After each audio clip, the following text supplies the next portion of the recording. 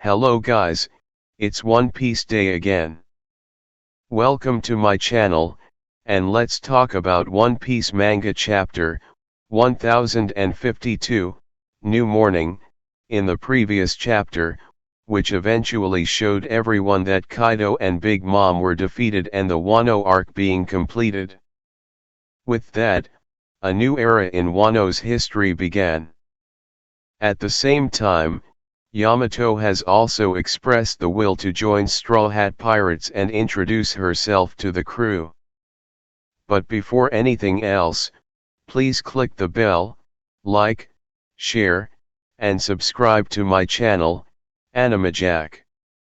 Thank you. One Piece Chapter 1052 begins with its cover page, in the Germa 66 side story, this time featuring Ichiji and Reiju. The two are seen exiting Whole Cake Island, now in flames, when Reiju spots Caesar Clown attempting to hide around a corner from them. In Marie Joy's, the Gorosei discussing the most recent events. The group is discussing how Nika emerging and Tuyanko falling at the same time is the worst conceivable outcome, and how they will be unable to conceal this.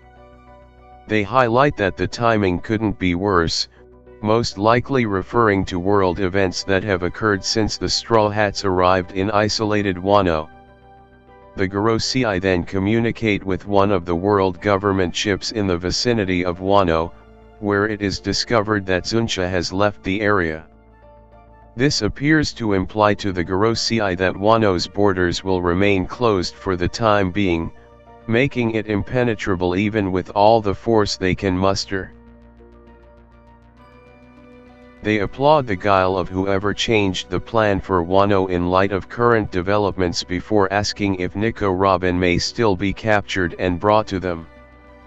The focus to the last remaining CP0 agent, who is answering an incoming transponder snail call.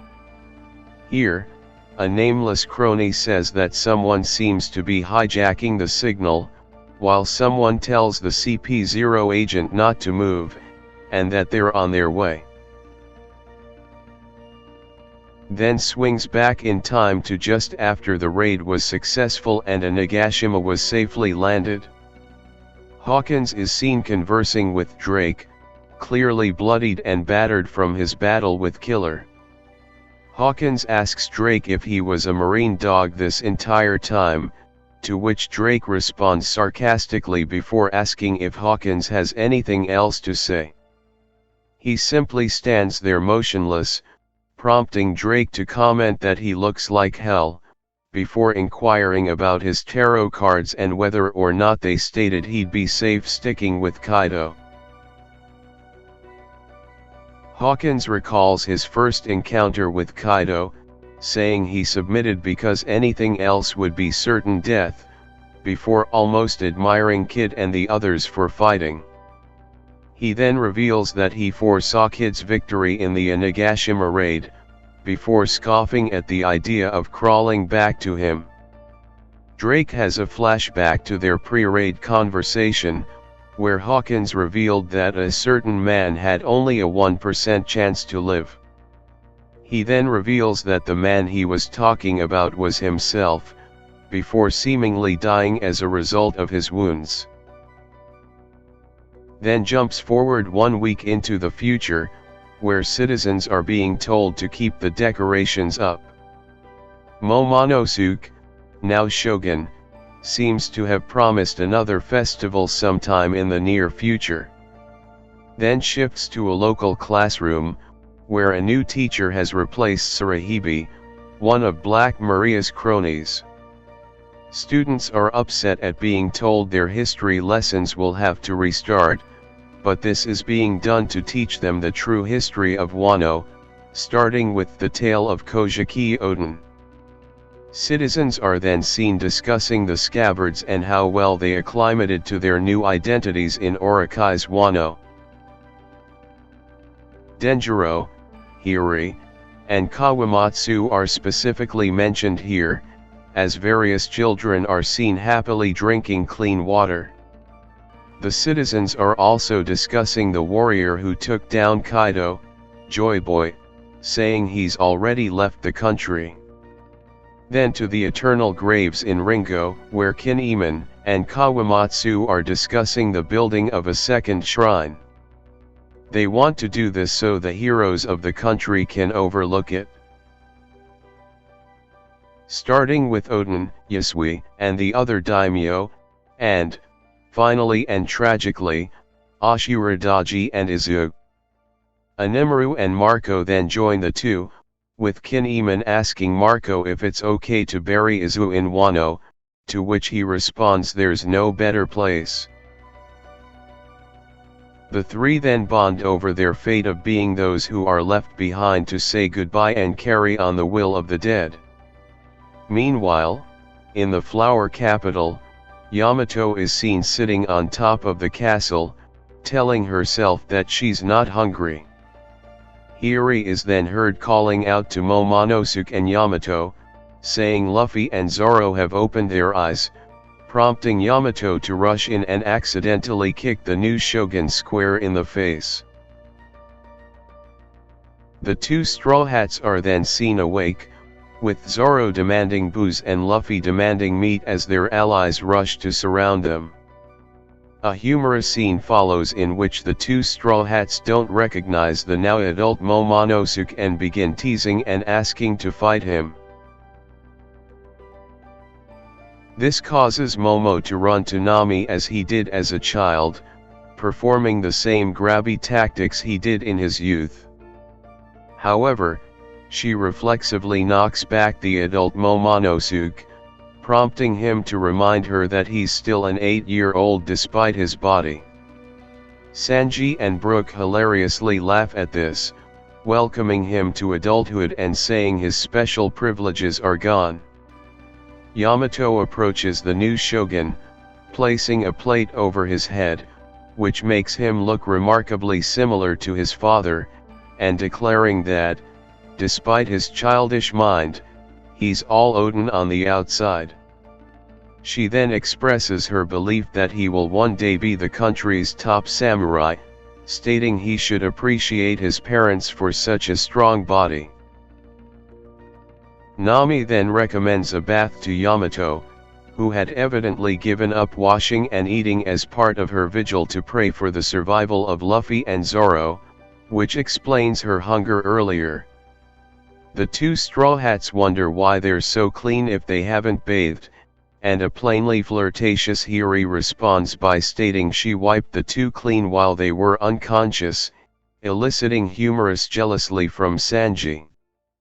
This causes the Straw Hat swordsman to recall his promise to his chef, prompting the two to fight in the background while others continue to converse. Yamato, Nami, and Kikunoho then decide it's time for baths, with Kiku accompanying the women and Yamato accompanying the men. Momonosuke and Sanji are excited, to say the least, upon seeing Yamato joining them in the men's baths. The women's baths, meanwhile, see Kikunoho explaining she used to bathe with Oden and the retainers, but it would be uncomfortable to do so with unfamiliar men. Then shows citizens announcing the start of the banquet, spreading the word, and ensuring that everyone attends. Meanwhile, Frankie is seen repairing the Straw Hat, Kid, and Hard Pirates ships, the Thousand Sunny, Victoria Punk, and Polar Tang, in Udon's Tokage port. The General Frankie has also been repaired, which has impressed numerous members of the other crews. Kid is then seen reminding his crew not to get too chummy with their current allies, stressing the fact that they will have targets on their backs once on the open sea. With the Yonko gone, those who took them down appear to be the latest and greatest targets for other pirates trying to make a name for themselves. Law agrees with this, emphasizing that just because Wano is closed off, doesn't mean the information of the latest events won't leak to the outside world. The Heart Pirates are seen discussing whether or not Law's bounty will rise and by how much, before being interrupted by an all-too-familiar laugh. Scratchman Appa then arrives with one of the numbers in tow, revealing that the information has already been leaked, prompting Kid to accuse him of doing so. The Sea Rower, on the other hand, disregards Kid's remark and instead throws down a newspaper, claiming it contains everyone's new bounties as well as the identities of those dubbed the new Yonko. Then shifts to someone flying through the sky with a flower attached to his back, presumably via a devil fruit. Someone is seen asking them about their exact position, and the response indicates that it's Fleet Admiral Sakazuki, also known as Akainu.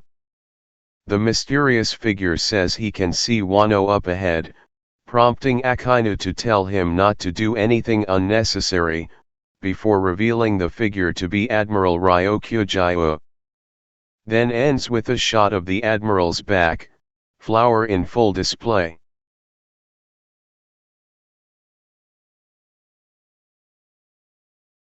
That's all for today, Animaniacs. Thanks for watching. See you again next time for another One Piece episode. Please like, share, and subscribe to my channel for weekly updates.